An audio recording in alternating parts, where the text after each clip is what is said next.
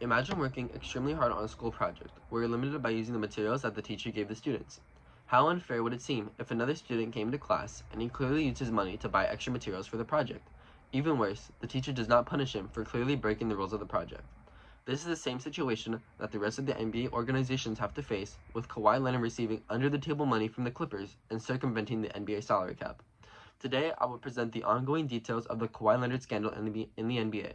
Since I've been following the NBA for years, which includes tracking trade and contract negotiations, I have been up to date with all the facts and rumors following this wrongdoing. First, let's tip things off by reviewing the current facts that the public is aware of. Then, we will look into the Clippers organization members and remarks made by players within the scandal. Finally, I will explain previous scandals and why this matters in the grand scheme of the NBA and other sports leagues. To start off, Kawhi signed with the Clippers in 2019 and later signed with Aspiration in 2022, a banking company where Kawhi received the alleged under-the-table money from. Kawhi's team has had multiple instances of shady asks or practices while negotiating deals.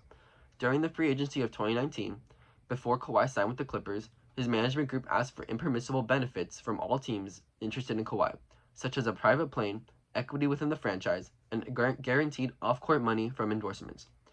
It has been reported in previous years that Kawhi's agent, Dennis Robertson, asked both the Lakers and Toronto Raptors for ownership in other sports franchises, as well as off-court endorsement money. Robertson made it clear to the teams that Kawhi wanted to do nothing for these endorsements and only get paid. Kawhi also demanded that whatever team he signed with should trade for Paul George, which the Clippers inevitably did hours before signing Kawhi. While not reported, the Clippers trading for Paul George shows that Kawhi had the same demands for each team, including the off-court no-show endorsements. This allows for more inspection of what other demands the Clippers gave into. In September of 2021, the Clippers signed a $300 million deal with Aspiration, which made the company a founding member of the newly built Intuit Dome. After being introduced to the company through the Clippers organization, Kawhi signed a 4-year, $28 million deal with Aspiration.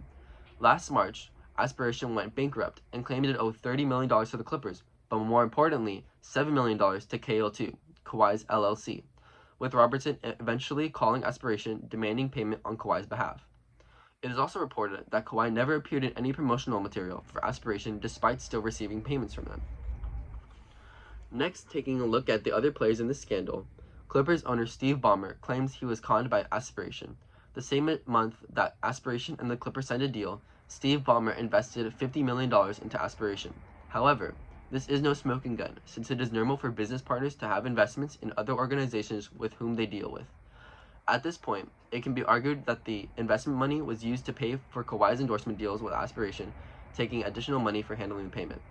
Still, a one-off abnormality is not enough evidence for potential wrongdoing. However, Dennis Wong, a minority owner of the LA Clippers, also invested $2 million into the already bankrupt Aspiration in 2022. 9 days later, Kawhi was paid $1.75 million from Aspiration. Kawhi and Steve Ballmer have made several remarks about the scandal since the news broke. When asked by reporters about any comments from Kawhi, he kept face, insisting that it was clickbait, a conspiracy, that he understood the commitments he would make for the deal, and was never fully paid since the company went bankrupt.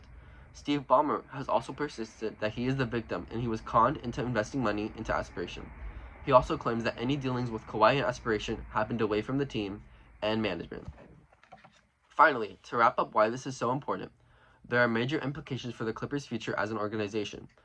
Precedents of similar circumvention heavily handicapped guilty organizations, and if similar punishments are inflicted, it could lead to detrimental consequences for the Clippers. In the early 2000s and late 1990s, Joe Smith's contract negotiation with the Timberwolves led to the Timberwolves being a terrible team and unable to build around their superstar, Kevin Garnett. Joe Smith hit free agency in 1999, signing a $1.75 million deal with the Timberwolves, significantly under his real market value. Once it was reported about the circumvention, and the NBA fined the Timberwolves $3.5 million and took 5 first-round picks from the Timberwolves. This heavily hindered the Timberwolves, as without their first-round picks, they could not upgrade their team as easily and eventually lost Kevin Garnett, their superstar. If this was to happen to the Clippers, it would deter other teams from doing similar deals with players and also limit the Clippers' future as a competitive team. For 2 counts of circumvention at least, the Clippers could be looking at similar punishments to the Timberwolves, but since the Clippers have already depleted their future trade assets, This could be even more destructive for the Clippers. The sentiment around the association is that many large market teams already practice similar dealings, which, if cracked down upon, could create more opportunities for smaller NBA teams to get stars in free agency. To close, we've discussed the main and finer details of the potential circumvention, evaluated the people involved, their remarks made about the situation, and established the context of previous scandal similarities. This situation brings ideas of ethics, business, and competitive fairness to the forefront of the NBA, questioning the very structure of professional sports.